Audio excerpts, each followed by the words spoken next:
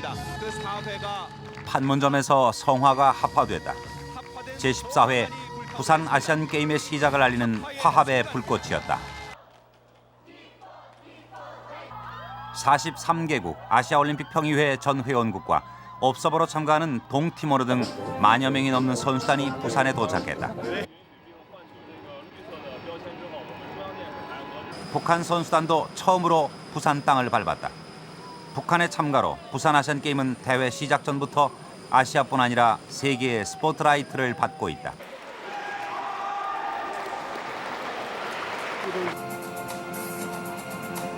수많은 스타와 감동, 아시아의 화합과 평화의 드라마를 만들어낼 부산 아시안게임. 그 화려한 축제가 시작됐다.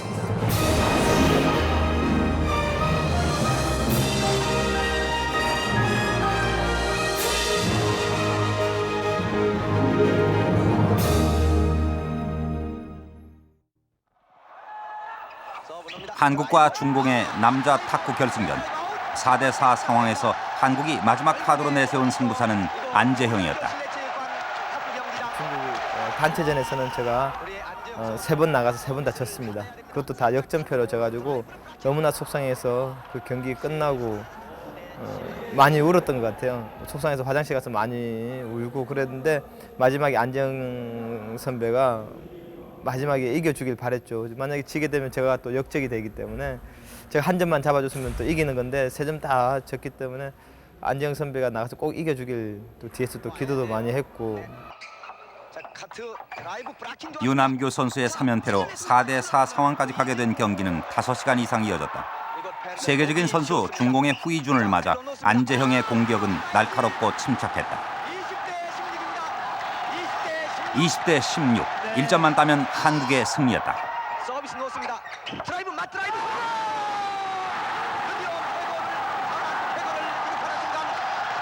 한국 탁구 사상 최초로 중공의 철옹성을 넘어선 역사적 순간. 선수와 감독, 국민 모두 열광했다.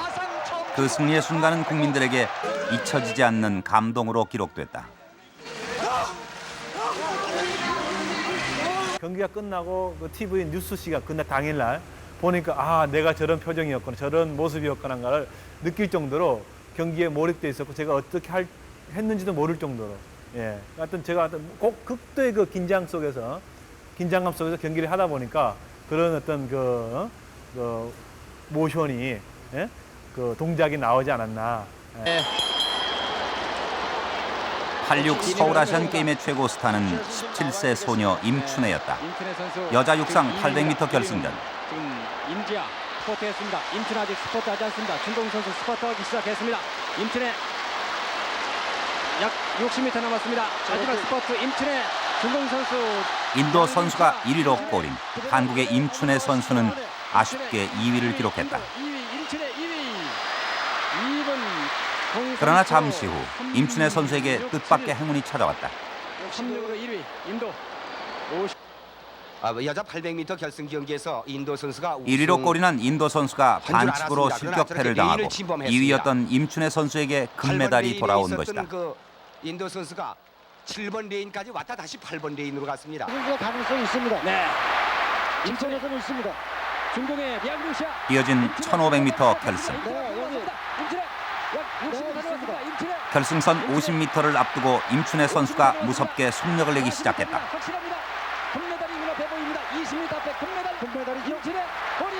1위로 골인.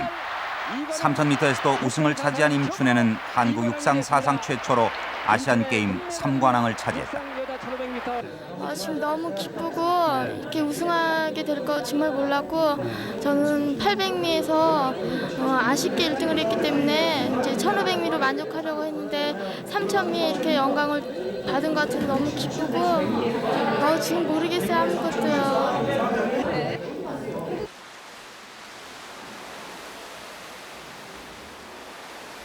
다리 힘 빼고 좀 더 위로. 현재 대학에서 학생들을 가르치고 있는 아시아의 인어 최윤희. 조금 빨리 안 되는데 그리고 그게 위에 상체가 너무 힘이 들어갔으니까 힘들죠? 근데 다리에 힘이 들어가니까 위에도 상체도 힘이 들어가니까 다리가 가라앉았어요. 알았죠? 86 서울 아시안 게임은 그녀에게 결코 잊을 수 없는 소중한 대회가 됐다. 출발했습니다. 최윤희. 82년도 뉴델리 대회에 언니 최윤정과 출전해 3관왕을 차지했던 그녀는 4년 만에 컴백, 대회 2연패에 도전했다. 그리고 이 대회를 끝으로 그녀는 은퇴를 선언했다. 은퇴 경기, 그만큼 심적 부담은 컸다.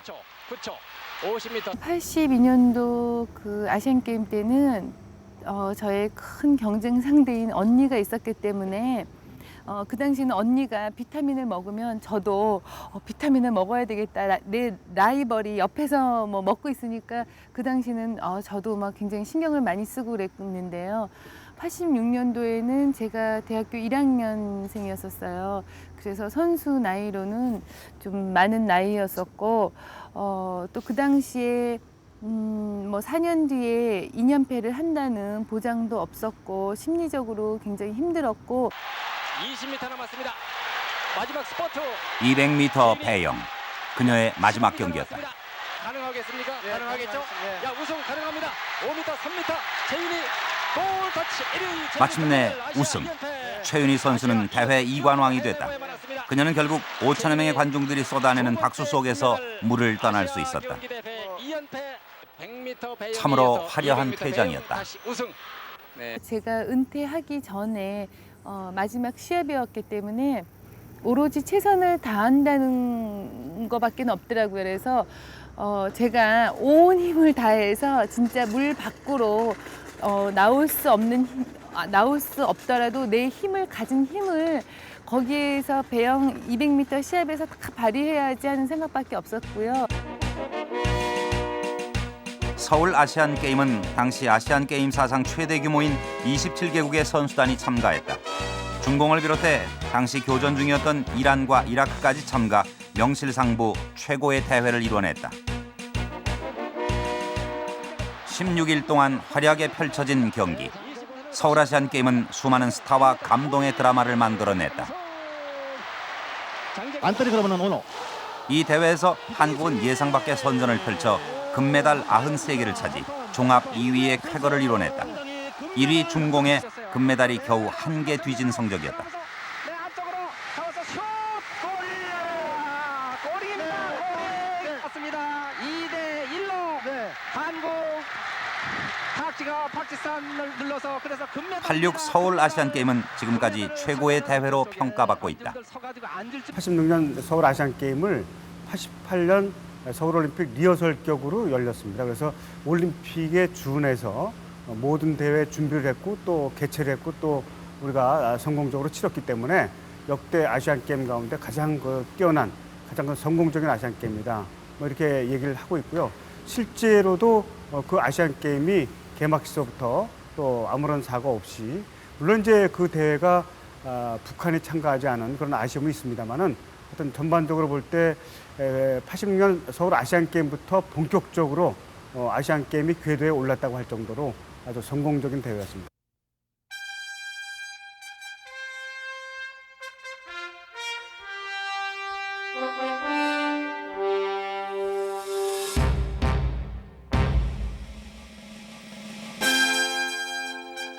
한국의 아시안 게임 처녀 출전은 54년 마닐라 아시안 게임이었다. 대회를 앞두고 마닐라로 떠나는 선수들을 향한 국민들의 격려는 뜨거웠다. 전쟁의 상흔으로 피폐해진 국민들에게 위안을 안겨주기 위해 대회에 출전하는 선수들의 각오도 대단했다.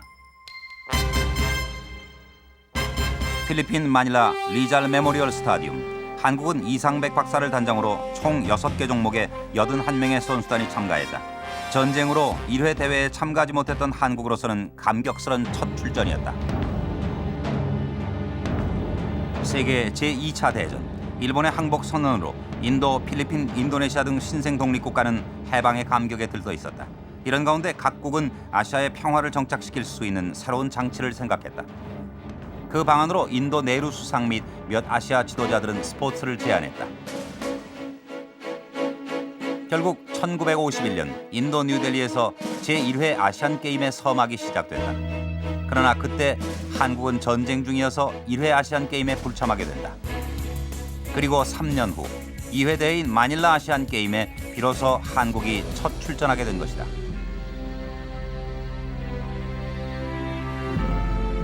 2회 대회 열전 둘째 날 대회 첫 금메달이 걸린 남자 육상 1500m 한국의 최윤칠 선수가 선두로 나서기 시작했다.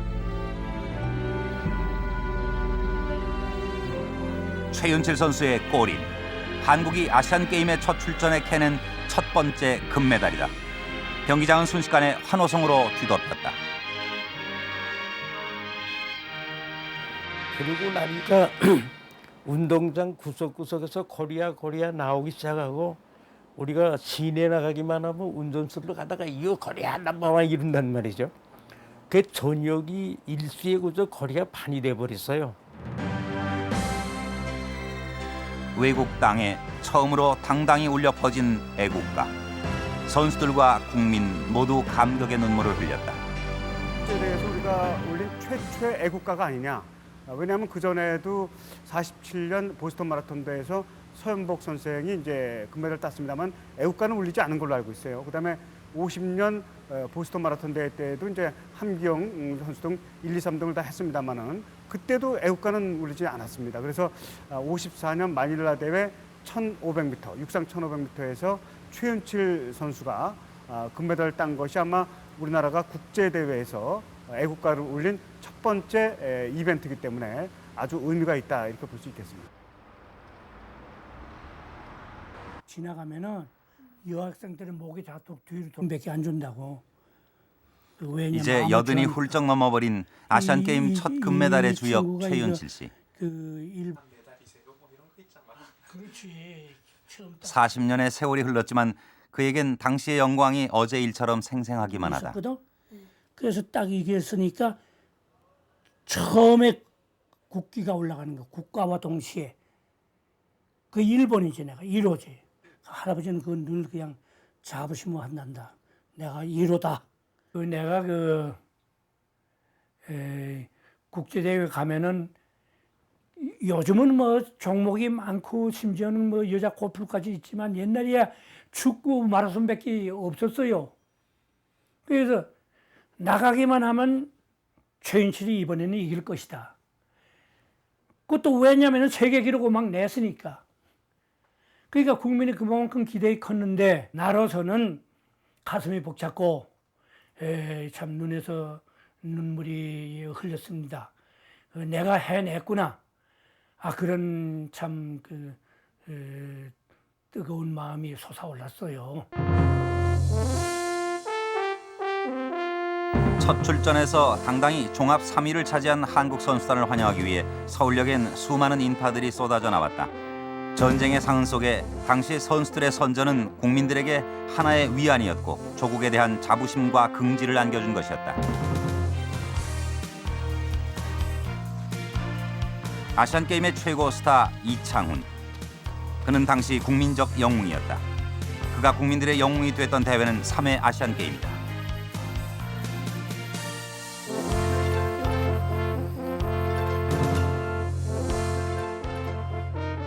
대회 마지막 날 열린 마라톤 경기. 강력한 우승 후보는 일본. 한국은 이창훈 선수와 임종호 선수가 출전했다. 한국 선수들의 각오는 대단했다. 그들이 이번 대회만큼은 반드시 이겨야만 하는 특별한 이유가 있었다. 막 면회가 와가지고 다른 거는 다 줘도 좋으니까 마라톤 뭐 이겨달라고. 에? 막 대단해요. 그때 또 그 사람들은 뭐 마라톤밖에 몰라요. 또 하여간 이 일본에서는 특히 그 마라톤이 인기가 있거든요. 그 마라톤만 이겨달라는 거예요. 제3회 아시안게임은 2차 세계대전 패망 후 재건에 성공한 일본에서 열렸다. 한국은 모두 156명, 당시로는 대규모의 선수단을 파견했다. 일본의 식민 통치를 받았던 한국에 이번 대회가 주는 의미는 남달랐다. 식민의 서름을 겪은 국민들의 한과 일본 땅에 살고 있는 70만 제1동포들의 사기를 두 어깨에 짊어지고 선수들은 경기에 임했다. 일본만큼은 꼭 이기겠다는 강력한 의지였다. 마라톤만큼은 한국이나 일본 그 어느 쪽도 결코 양보할 수 없는 한판 승부였다. 일본 선수들과 막상막하로 달리던 이창훈 선수가 선두로 나서기 시작했다. 40도가 넘는 더위에 그는 금세 쓰러질 지경이었지만 거리에 나와 태극기를 흔드는 제1동포들의 기대를 차마 저버릴 수 없었다. 제가 지금 운동장까지 계속 중계방송을 하는데 중간에 그냥 우리 제1동포들이 태극기를 흔들면서 막 응원을 하고 박수를 치고, 송기정 선생도 1930년도 베를린에서 일장길 타고 우승했던 그 비운의 주인공이고 그 감격을 되새기는 듯 자기 아들뻘 손자뻘 같은 이창훈 선수가 달리는 모습을 참 굉장히 감격스러운 모습으로 해설을 자세하게 해주시더라고요. 그래서 그냥 송기정 선생하고 주권이 왔거니 열심히 이제 했는데 운동장에 다 와서 제가 메인 스타디움에 강찬산 아나운서한테 바톤을 넘겼습니다.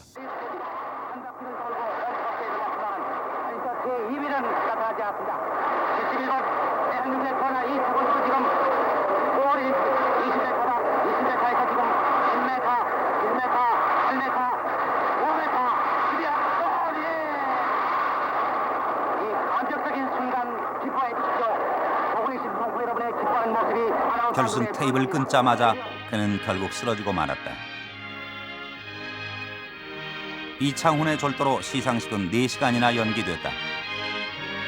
7만여 관중이 꽉 들어찬 도쿄 국립경기장.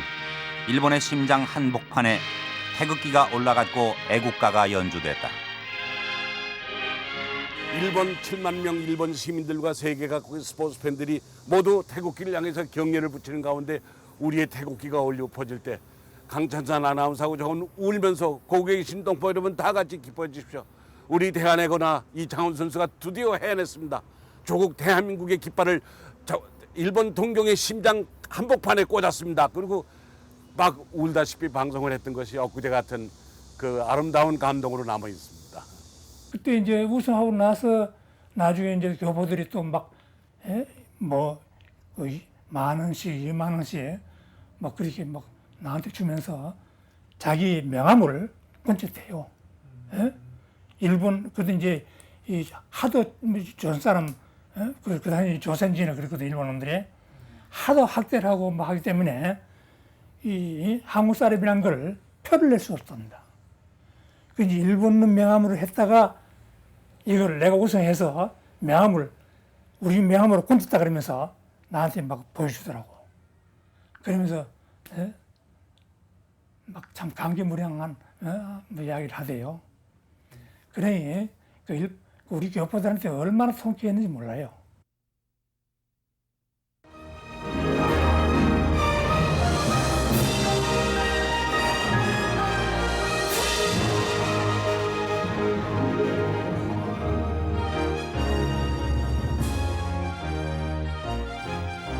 제4회 자카르타 아시안게임은 정치 문제로 얼룩진 대회였다.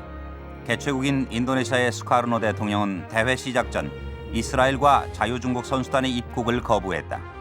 자유중국의 경우 당시 수카르노 반대 세력을 도왔다는 이유로, 이스라엘의 경우 아랍 국가의 마찰 때문이었다.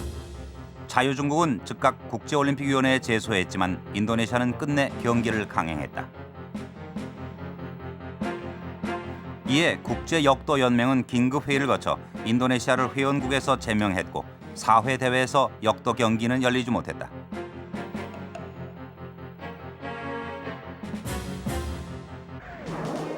국제육상연맹 역시 자카르타 대회에 참가하는 나라와 선수에 대해서는 자격 박탈을 하겠다고 으름장을 놓았다.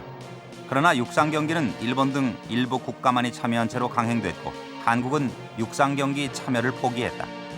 주력 종목인 육상과 역도에 참가하지 못한 한국은 종합 성적 6위라는 저조한 성적을 거뒀다. 아주 정치적인 그 이데올로기 때문에 아주 엉망진창이 된 대회가 사회대회였어요. 네. 그러니까 스카르노 대통령의 이 사람의 그 제3세계 리더가 되겠다는 그 야심과 실천하기 위해서 아주 가진 그 모략을 다했던 그런 대회였으니까 아주 뭐 그 스포츠하고는 스포츠가 상당히 오염된 정치에 스포일된 아주 전형적인 대회가 제4회 아시아 경기대회였습니다. 정치색으로 얼룩졌던 아시안게임은 대회 분열의 위기를 벗어나 방콕에서 5회 대회가 열린다. 자유중국과 이스라엘도 다시 초청받았다. 그러나 이 대회부터 각국의 과도한 순위 경쟁이 본격적으로 첨예화되기 시작한다. 남자 농구 준결승전. 한국과 태국의 과도한 경쟁은 예상치 못했던 불미스러운 사건으로 이어졌다. 신동파, 이인표 등 화려한 선수들로 구성된 한국은 예선에서 강적 필리핀을 꺾는 등 강력한 우승 후보였다. 하지만 주최국 태국과의 경기에선 계속되는 심판의 편파 판정으로 힘겹게 경기를 이끌어야만 했다. 주최국인 그 타일랜드의 그 심판들이 워낙 그 편파적인 판정을 하다 보니까 우리 선수들도 신경이 날카로워지고 플레이가 안 되고 신경질이 나고 심판한테 항의하고 하다 보니까 경기가 자꾸만 중단되는 사태가 발생을 했습니다. 종료 4분 전 한국팀의 김철갑 선수가 태국 진영에서 슛을 시도하려던 순간이었다. 태국 선수가 김 선수의 옆구리를 가격해 김철갑 선수를 넘어뜨리면서 사건은 벌어졌다. 순식간에 양 선수들 간의 격투가 벌어졌다. 그러나 상대팀은 개최국인 태국. 흥분한 수백 명의 태국 관중들까지 싸움에 가세해 경기장은 그야말로 아수라장이 됐다. 항의하려고 경기장에 뛰어들었던 손기정 단장도 폭행을 당하는 상황이었다. 갑자기 뭐 2명이 서로 막 엉키고 그러니까 뭐 5명 대 5명이 다 나오고 그러다 보니까 벤치에서 있는 선수들이 다 나오니까 뭐 선수 12대 12 그러니까 막 싸움이 벌어졌죠. 싸움이 벌어지다 보니까 보이는 게 없죠. 저도 보이는 게 없고 뭐 선수가 태국 선수만 오기만 하고 또 관중이 오기만 하면 뭐 몽둥이는 피해야 되고 사람 보면 때리려고 그러면 같이 때리기도 하고 막 이런 상황이 왔으니까 그 당시 상황하면은 이게 농구장이 아니라 지금 뭐 가끔 제가 요새 보면은 축구 유럽 축구장에서 뭐 난동 부리고 이런 상태가 똑같이 된 거죠 사실은. 신변의 위협을 느낀 한국팀은 도망치듯 체육관 밖으로 퇴장했다.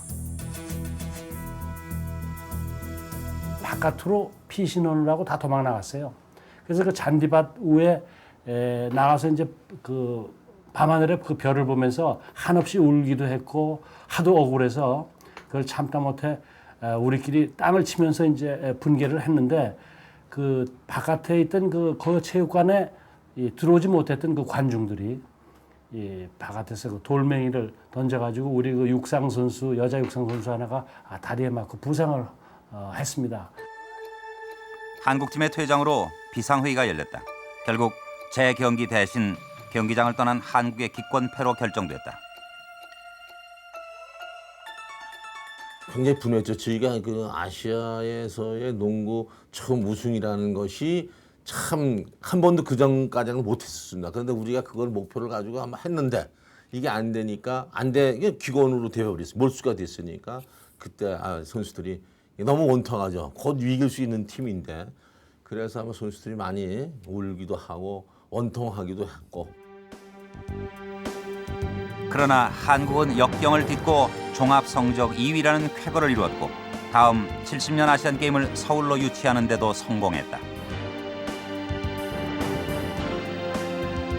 하지만 국내 사정을 이유로 한국은 이내 대회 개최를 반납해야만 했고 6회 대회는 다시 방콕에서 열리게 됐다.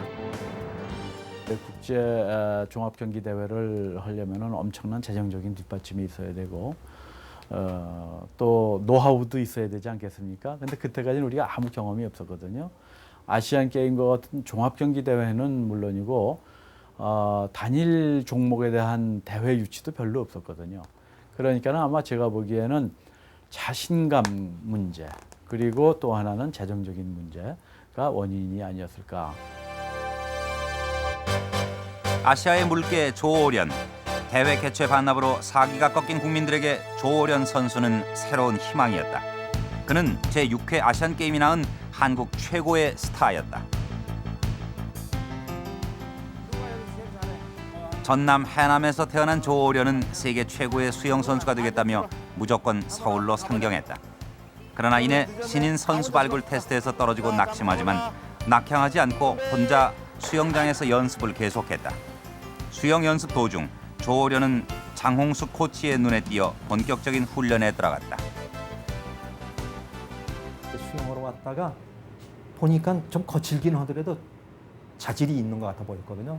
그래서 자기 집에 데려다가 이제 밥도 먹이면서 자기가 이제 처음에 코치를 하고 그해 서울시체전에 이제 무소속으로 나갔어요. 성적이 좋으니까 수영연맹이 걷어들인 거예요. 그러니까 만약 그때 해남으로 그냥 내려가 버렸었으면 수영선수 조오련은 없는 겁니다. 그리고 1년 반 만에 아시안게임에 출전한 조오련 선수. 금메달을 따고야 말겠다는 그의 의지는 결연했다. 아시아 신기록을 세운 뒤 다시 남자 자유형 그때 출전할 때 뭐 어떻게 보면 시골 소년으로서 올라서 1년 5개월 만에 대표팀 된 것만 해도 감지덕진데 메달까지 바라보게 돼가지고 뛰게 됐는데 할 얘기가 뭐 있겠습니까? 죽기는 싫더라고요. 그래서 코치 선생님한테 선생님 제가 물에 가다가 기절해갖고 딱 죽거든 빨리 건져져서 인공호흡 좀 시켜주라고 그런 얘기한 적이 있습니다. 그러니까 뭐 막 얘기를 해서 죽지 않으면서 살기로 했었죠. 그는 400m와 1500m의 우승, 사상 처음으로 2관왕을 차지했다. 그의 메달 행진은 계속된다. 다음 7회 테헤란 대회에도 출전한 조오련 선수는 또다시 자유형 400m, 1500m에서 금메달을 차지 대회 2연패를 이뤄냈다. 우승 후 모시 한복을 차려입고 시상식에 오른 조오련 선수의 모습은 당시 큰 화제가 됐다. 그 한복 입게 된 동기는 72년도에 미넨에서 비록 내가 예선 탈락을 했지만은 그 아프리카 흑인 선수들이 그 옷도 뭣도 아는 푸대자루 같은 걸 시커먼 데다 이게 민족 의상이겠죠. 그러니까 환하게 웃는 모습이 너무 부러웠어요. 그래서 나한테도 언젠가 국제 무대에 가서 기회가 오면은 내가 모시 적상을 입고 한번 올라가야 되겠다. 근데 70년도에는 내가 촌놈 티를 못 벗어갖고 얼떨결에 금메달을 땄지만 이제 74년도 되니까 일본의 기록 정세라든가 동남아 기록들을 하니까 어느 정도 가기 전에 아 내가 400, 1500은 다시 2연패 할 수 있겠구나 그런 느낌이 오더라고요. 그래서 제가 한복을 준비해가지고 미리 준비해가지고 가서 제가 74년도에 입었고요. 조오련 선수가 아시아의 물개라면 백옥자 선수는 아시아의 마녀였다.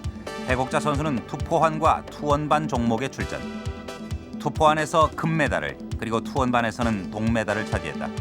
우리나라 여성으로는 국제 경기에서 최초로 금메달을 목에 건 주인공이 됐다. 백옥자 선수가 나타나니까 딴 나라 선수들이 꼼짝을 못해요.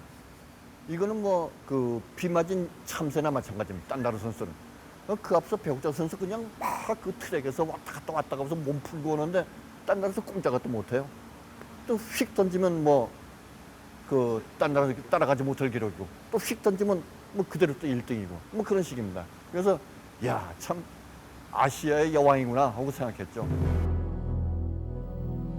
그녀는 방콕 대회의 여세를 몰아 다음 대회인 테헤란 대회에도 출전, 투포환에서 아시아 신기록을 세우며 아시아 마녀의 위력을 보여주었다. 맨 처음에 투원반을 동메달을 땄죠. 그 동메달을 따고 이제 2, 3일 있다가 투포환에서 이제 금메달을 땄죠. 예, 그래가지고 아마 그 여성으로서의 처음으로 그 금메달을 땄다 그래가지고 굉장히 환영을 받고 또 기업도 많이 받고 어린 나이에 땄다 그래가지고 참 그때는 굉장히 인상이 깊었습니다. 백옥자 씨가 모처럼 태릉 선수촌을 찾았다. 현재 국가대표 농구 선수인 백옥자 씨의 딸 김계령. 그녀가 어머니의 대를 이어 이번에 아시안게임에 출전 금메달을 노린다. 딸의 훈련 모습을 보며 백옥자 씨는 과거 선수촌 시절을 떠올리곤 한다.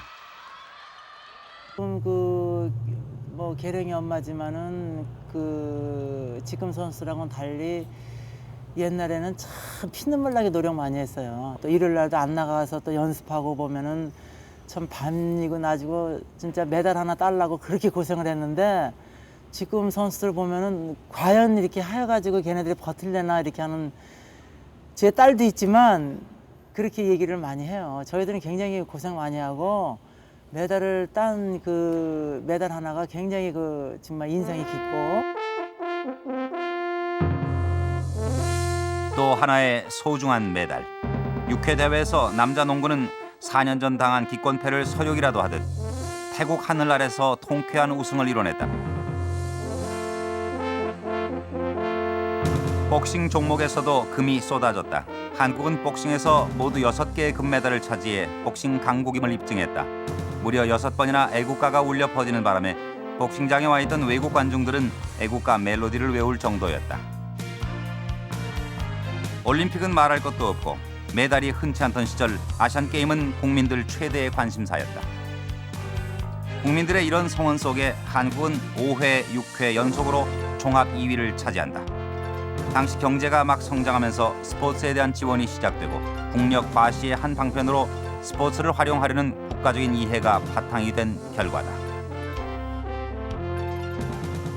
태릉 선수촌의 건립, 또 거기서 선수들이 아주 아무런 걱정 없이 훈련할 수 있었던 거. 그다음에 또 경제적으로 우리가 그때 새마을 운동을 한창 하고 있었을 텐데, 물론 이제 먹고 살기 바쁜 때지만 한편으로는 국민들이 서서히 스포츠에 대한 눈을 뜨기 시작해서 아마 경기인들도 어느 정도 경기인들을 후원하는 회사도 생기고 또 뛸 만한 팀도 생기고, 또 하나 중요했던 것이 아마 지금 경기력 향상 연금으로 변했는데, 당시에 박정희 대통령께서 아마 그 하사금을 내려서 국제 대회에서 일정한 성적을 올리게 되면은 아마 포상금을 내건 거, 이런 것들이 3박자가 어울려서 그때 아시아에서 종합 2위를 유지할 수 있었던 겁니다.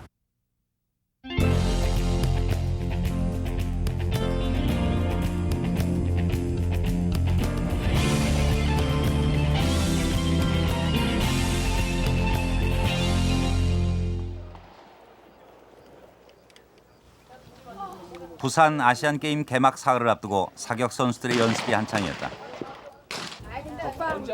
연습장에서 정겹게 인사를 나누는 남북 선수들. 그러나 아시안게임에서 남북의 첫 만남은 지금의 풍경과는 사뭇 달랐다.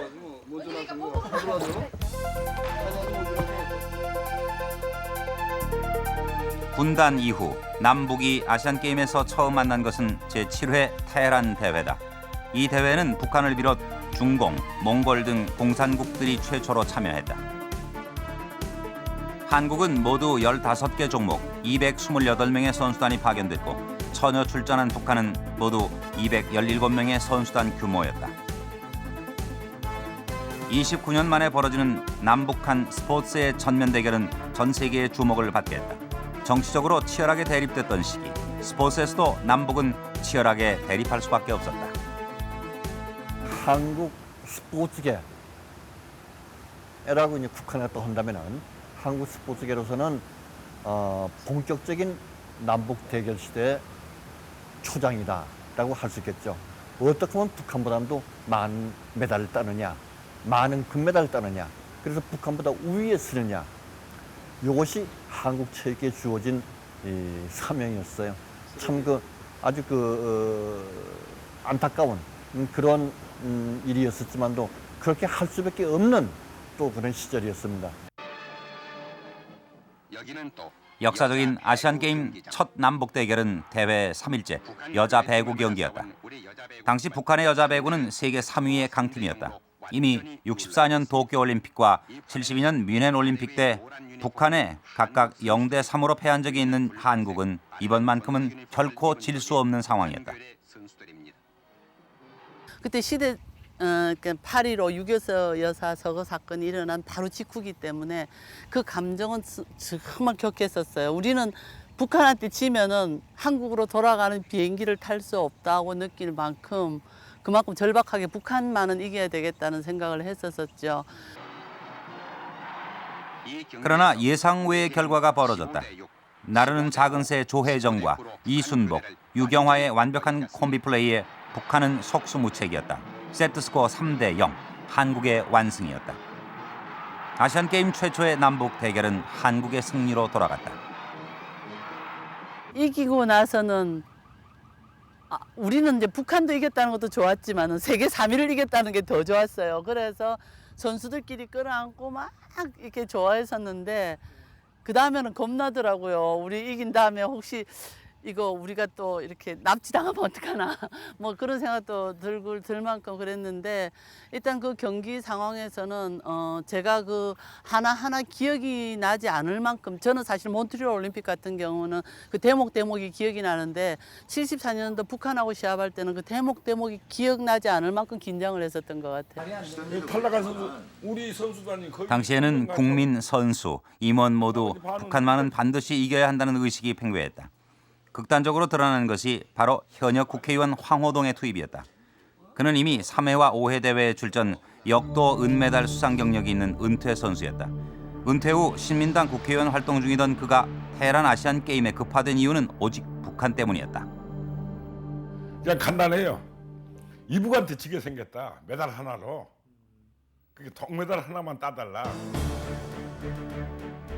역도 체급 중 한국은 유일하게 슈퍼 헤비급에 출전할 선수가 없었다. 국회의원 황호동이 메달을 노려야 할 체급이 바로 슈퍼 헤비급.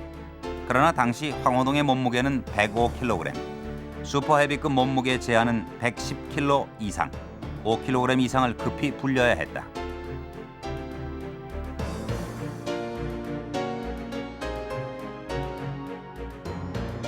그래서 그 체중을 110kg를 남기기 위해서 물 고문이죠 거의. 내가 밥을 아침에 먹고 하면 한 2kg 먹으면 앞으로 이제 3kg 더 불리는데 3kg를 물로 채웠어요. 코치가 주전자에 물을 들고 다닙니다. 그러면 저울에 올라갈 때 모자라면 그 저울 위에서 마셔야 하니까.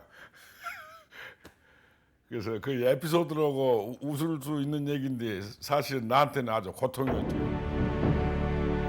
피나는 노력 끝에 황호동 의원은 결국 슈퍼 헤비급 자격을 얻고 인상에서 은메달을 차지했다.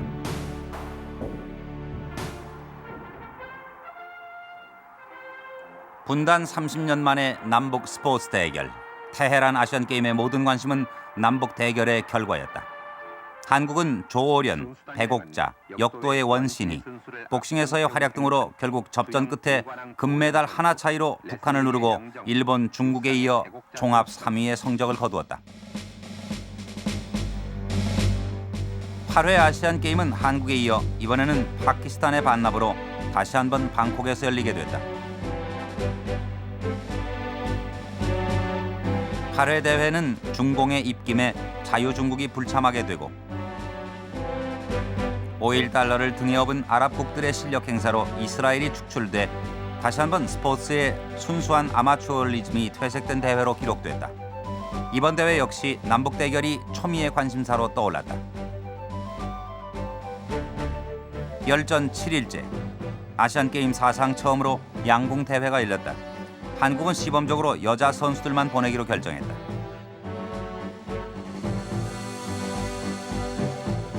처녀 출전한 한국 양궁 선수들 중에는 아직 소녀 티를 벗지 못한 한 선수가 있었다.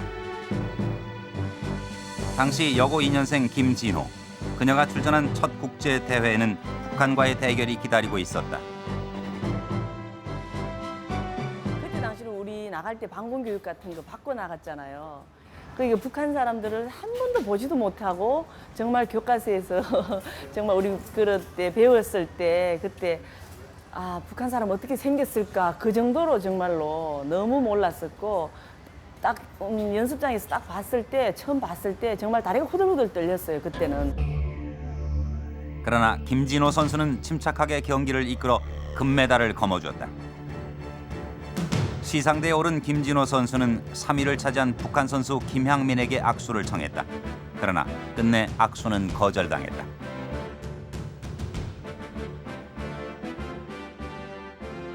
만약에 지금 우리나라 애들도 지금 만약에 북한 선수를 만난다면 정말 옛날에 어릴 때 그 78년도 제 같은 마음은 아닐 거예요. 정말 더 친해지고 싶고 더 정말 더 서로 이렇게 위해주고 싶고 그럴 거예요 아마. 그 지금 마침 또 원래 또 같이 또 이렇게 같이 동시 입장하고 한다니까 정말 너무 좋은 것 같아요. 하나가 되는 그런 마음이 아닌가. 그쪽에서도 아무래도 그런 마음을 갖고 오겠죠. 옛날 같지는 않겠죠. 예선 성적이 참 좋았어요. 남자 농구에서 첫 남북 대결이 벌어졌다. 이 경기에 전혀 출전한 이충희 선수는 물론 신동찬, 신선우 등 주전 멤버들 모두 큰 부담감을 안고 경기를 뛰었다.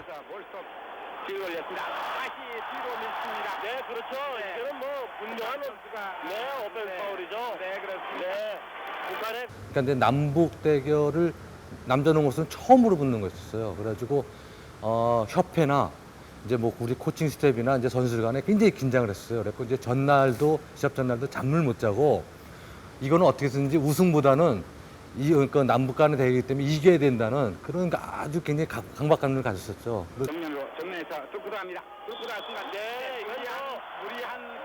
당시 말라리아에 걸려 고열에 시달리고 있었던 센터 신선우 선수는 도저히 출전기 힘든 상황.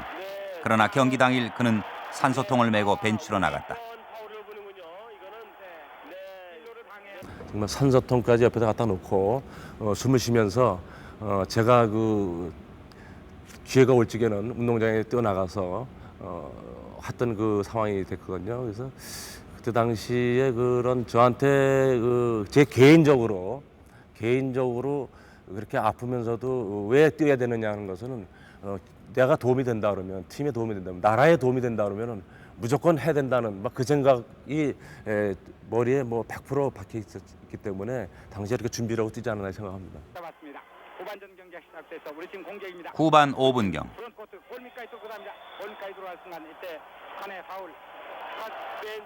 북한팀이 심판의 판정에 거세게 항의하며 경기는 중단됐다.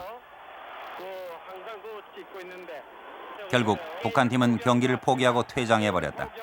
당시 남북 대결은 그야말로 전쟁으로 표현되던 때였다.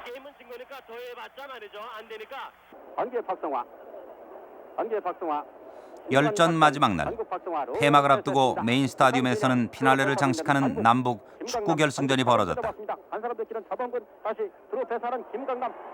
우승을 놓고 남북 축구가 결승에서 맞붙기는 처음이다. 모든 이목이 집중된 경기. 남북한 선수 모두 져서는 안 되는 경기였다. 다시 리턴 패스 받는 박종월입니다. 한국 진영 좌측 사이드, 한국 수비 강화하고 있습니다. 한국 길게 배가 처리하고 있는 한국의 최종덕입니다. 서로가 이건 이기자 지자 그런 문제가 아니라 서로 안 질라고. 그러니까 게임 내용은 전혀 내용은 없었고, 그러니까 뻥 축구를 했다 할까? 그러니까 서로 차내기 바쁘고 골 안 먹으려고. 이기면 좋은데 이기는 것보다 또 지면은 그만한 타격을 입으니까 감독 코치들도 벤치에서 그냥 볼만 잡았다 그러면 차내라 그러고 양쪽 다. 한국 진영 오버패스는 지목은 조공 내려봤습니다. 단계 공격 서로 질 수 없는, 져서는 안 되는 경기. 그들의 사투는 전후반 90분을 지나 연장전 120분까지 이어졌다. 김강남. 북한 선수들이 한국팀에게 파울을 주고 있습니다. 결국 승부는 0대0. 남북의 공동 우승이었다. 모두 지지 않은 경기였다. 전후반 90분 연장 30분 120분 경기에서도 승부를 가리지 못하고 사상 최초로 남북한 대표팀 간의 1위 시상대에 오른 한국팀 주장 김호건 선수와 북한팀 주장 김창일 선수. 그런데 비좁은 시상대 위에서 양팀 간의 묘한 신경전이 벌어졌다. 내가 그 주장 보고 그 이름 김종민입니다. 김종민 씨 올라가라고 먼저. 근데 이 친구가 올라갔는데 그 시상대가 사실은 그 별로 크지 않거든요. 근데 나하고 같이 써야 되기 때문에 조금 왼쪽으로 치우쳐져야 되는데 가운데 가서 딱 서 있는 거예요. 그다음에 제가 올라갔는데 좀 그렇게 한 3분의 1을 차지하고 제가 3분의 1을 차지한 거죠. 그러니까 좀 멋있겠죠, 서 있는 게. 그래서 섰는데 그 시상대 뒤쪽으로 그 입상국 나라도 쭉 뒤로 한 줄로 섭니다. 그런데 그 북한팀 선수 골키퍼가 저를 뒤에서 밀어버렸죠. 시상대에 서 있는데 저를 밀었죠. 그래서 제가 앞으로 툭 떨어졌죠.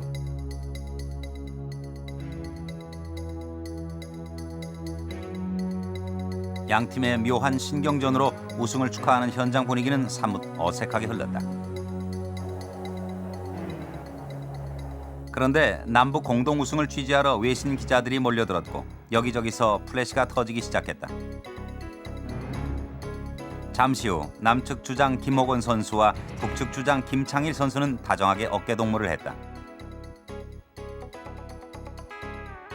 외신 기자들이 막 사진을 찍으려고 그러니까 좀 이제 어색하죠. 둘이가 서 있는 폼이 어색하니까 좀 서로 어깨동무 하라고 그랬다고. 그래서 좀 서로가 이제 끌어오니까 제가 이야기를 했죠. 김종민 씨, 우리끼리 있을 때는 괜찮지만은 요즘은 많은 기자분들이 그래 하니까 우리 어깨동무 한번 합시다 하면서 제가 자연스럽게 손을 얹었죠.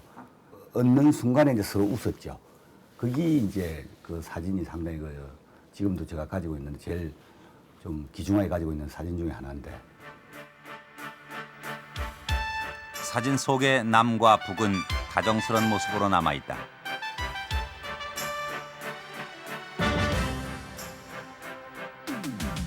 (1982년) 제9회 뉴델리 아시안게임. 스포츠 강국으로 급부상한 중공이 과연 일본의 아성을 무너뜨릴 것인가가 이번 대회의 최대의 관심사였다. 또 하나의 관심사는 역시 남북 대결. 그런데 경기의 양상이 지난 대회와는 많이 달랐다. 준결승전에서 만난 남북 농구 대결. 전쟁을 방불케 했던 전 대회와는 달리 경기장 분위기는 부드러웠고 양 팀은 페어플레이를 했다. 92대 84 한국의 승리. 북한은 한국팀에게 우승하라는 격려의 악수까지 청했다. 82년도 때 그때 그 북한하고 경기할 때는요, 굉장히 그 자유스러웠었어요. 아주 그리고 그렇게 넘어지면은 손도 잡아주고 그래서 깜짝깜짝 놀랐어요 저희가요. 그런 경기를 모습을 보았을 때 이게 어떻게 보면은 저도 속으로 내심이랬어요. 아 이게 정말 통일이 빨리 다가가는 거 아닌가라는 느낌을 받을 처럼 그렇게 아주 화기애애하게 아주 그 경기를 했던 것 같아요. 드라이빙 뒤쪽으로 이어진 중국과의 결승전. 경기는 막상막하의 접전이었다. 신장이나 기술면에서 넘을 수 없는 막강한 벽이었던 중국에 한국팀의 작전은 지공작전이었다. 83초, 네, 11초, 10초. 네, 파울 범하는 오버 조금 침착해야 되겠어요. 네, 조금 침착하고. 네, 5초, 네, 3초, 2초, 1초, 끝났습니다. 결국 작전이 성공했다. 85대 84 1점 차. 감격스러운 한국의 우승이었다. 금메달을 따고 우리가 숙소에 들어왔을 때 식당에 또 만났을 때 굉장히 자기네가 마치 금메달 딴 것처럼 굉장히 기뻐하고 그랬었어요. 그래가지고 이제 이렇게 야외 식당 뒤에 같은 데 가가지고 맥주 이렇게 놓고 우리가 이렇게 가져간 그 간식 같은 거 오징어 이런 거 놓고 맥주 한잔 먹으면서 담배 교환하면서 그렇게 그 얘기 나누고 그런 적도 있었어요. 부산 아시안게임에서 북한의 주력 종목 중 하나는 사격이다. 북한 사격팀의 감독 소김산. 그는 8회 뉴델리 아시안게임이 낳은 최고 스타다. 그는 뉴델리 아시안게임 사격에서 무려 7개의 금메달을 차지 역대 아시안게임 단일 대회 사상 최초로 7관 왕이 됐다. 최대 관심사였던 중공은 대회 9연패를 노리던 일본의 아성을 무너뜨리고 결국 1위를 차지했다. 이 대회 이후 중국의 독주가 계속됐다.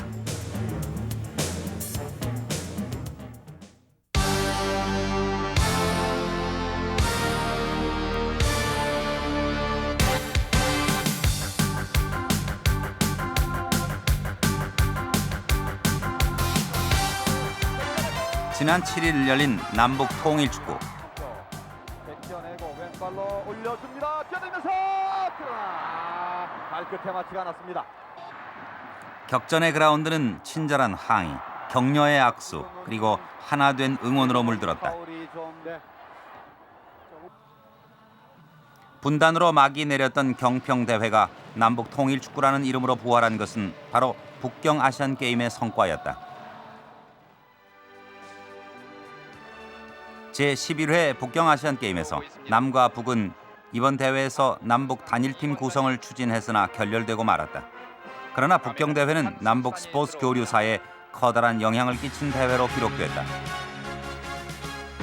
개막전, 남한 선수단 입촌식이 있던 날 예상치 못했던 북한 선수들이 남측 숙소를 찾아왔다. 한정해서? 네. 우리 선수도 말고 다른 선수들도 나오고.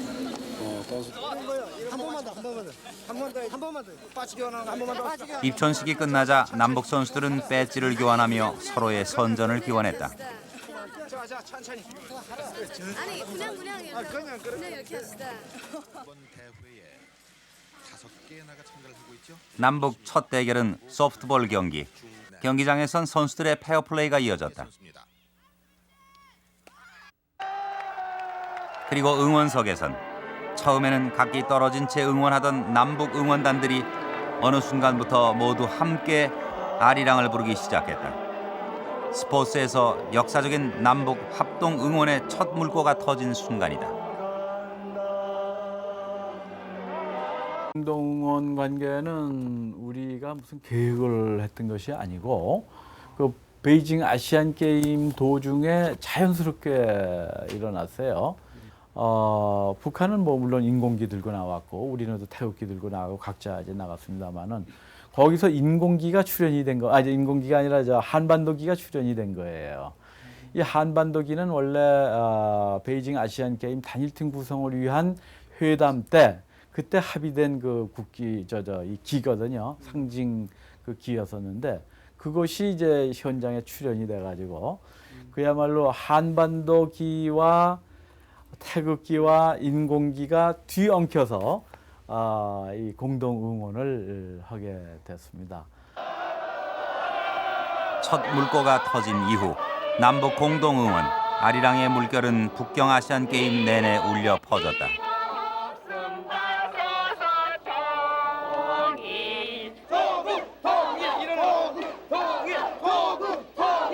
서로 공동 응원하니까 어떤 그 좀 자유스럽다 그럴까요? 어째 그 부담이 좀 줄어든다 그럴까 선수 입장에서 봤을 때는. 그리고 또 그 전에는 뭐 이렇게 서로 뭐 인공기 들고 태극기 들면 좀 이렇게 과격하게 보이고 느껴지는데 정말 이제 공동 응원하니까 정말 스포츠로서 서로 경쟁할 수 있는 어떤 그런 모습인 것 같았어요.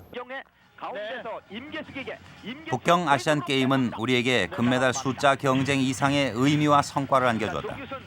선수들과 국민에게 민족의 동질성을 확인하는 계기를 던져주었다. 선수가 흘러나오는 볼을 고링을 시켰어요. 이제 자연스럽게 이제 경기도 하고 이제 그러다가 이제 저희 그 아시안 게임 같은 경우는 선천 아파트가 따로 별도로 있거든요. 그러면 이제 밥 먹으러 가는 시간이나 뭐 운동하러 가면서 우연하게 한 번씩 마주치고 그러면 눈인사도 하고 그리고 식당 같은 데 가면 가까운 데서 밥도 먹고 그러면서 좀 편하게 지냈죠. 늘 그전에는 북한하고 경기장에서 만나면 막 얼굴 찌푸리고 이렇게 대결 구도에서 뭐 나쁜 말도 오고 가고 하고 이런 경우가 많았습니다. 근데 이 86, 88 후에 또 특히 이 북경 여기에서는 공동 응원도 하고 그게 이제 이어져서 또 탁구라든가 뭐 축구 청소년이 단일 팀도 생기고 이렇게 해서 북경이 그런 전환점으로서 상당히 역할이 됐습니다. 갖고 있습니다만은 놓치지 말고요. 너무 늦느냐 짧게 드라이브. 북경 아시안 게임의 성과로 세계 탁구 선수권 대회 남북 탁구 단일팀이 처음으로 출전 우승을 차지했다. 남북이 하나로 뭉친 코리아 팀. 선수들은 서로 부둥켜 안고 국민들은 감격의 눈물을 쏟으며 스포츠를 통한 평화의 가능성을 보았다.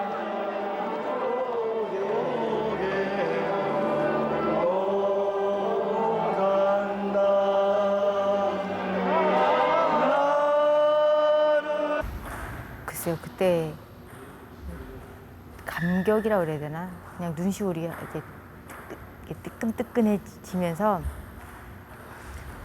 이게 바로 통일인가라는 그런 느낌이 들었어요. 저는 정말 그랬어요. 정말 작은 통일. 이거를 계기로 뭐 내가 뭐 어떻게 했기 때문에 그게 아니라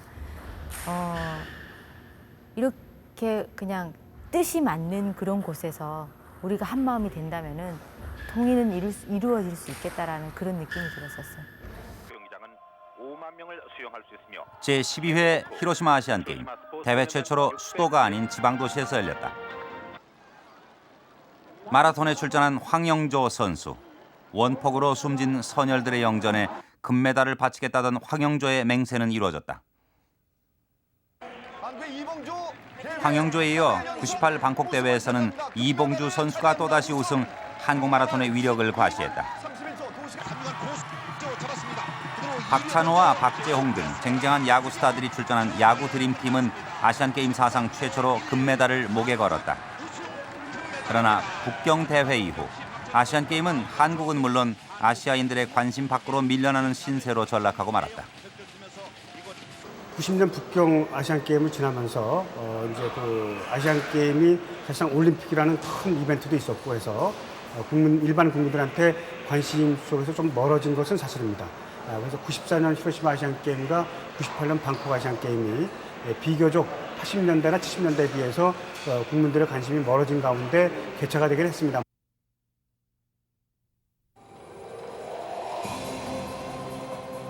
월드컵과 올림픽에 밀려 관심 밖으로 밀려났던 아시안게임이 부산에서 개막됐다. 분쟁 중에 아프가니스탄, 팔레스타인, 그리고 신생 독립국 동티모르까지. 그리고 북한의 참가. 국민들은 이제 아시안게임이 갈등과 분열을 넘어 새로운 아시아인들의 화합의 장이 될 것을 기대하고 있다. 국민들 관심도 전에 같지 않고 좀 많이 이제 처져 있는 상태고, 그래서 이제 북한에 참가하기 위해서 오히려 이제 그 더 큰 축제 분위기, 또 아시안 게임 더 빛이 날 수 있을 거라고 생각하고, 선수들 입장에서는 조금이라도 국민들이 더 관심을 가져주고. 북한이 참가를 하고 44개국이 참가를 하고 하는데, 이 기회에 우리나라 국민의 그 우수한 그 국민성, 그 선진 시민 의식, 이런 것들이 잘 발휘가 되고, 특히 북한 선수들에 대해서 따뜻하게 맞아주는 그러한 그 대화가 됐습니다. 때로는 아시아인들의 화합의 장으로, 때로는 대결의 장으로 아시안게임은 반세기를 지내왔다. 그리고 이제 막 부산에서 또 하나의 역사가 쓰여지려 한다. 남북을 하나로 이어준 튼튼한 다리로, 아시아의 폭발적인 힘을 일으킨 기폭제로 부산 아시안게임이 기록되길 기대해본다. 지금 36억 아시아인들과 세계인의 시선이 부산을 주목하고 있다.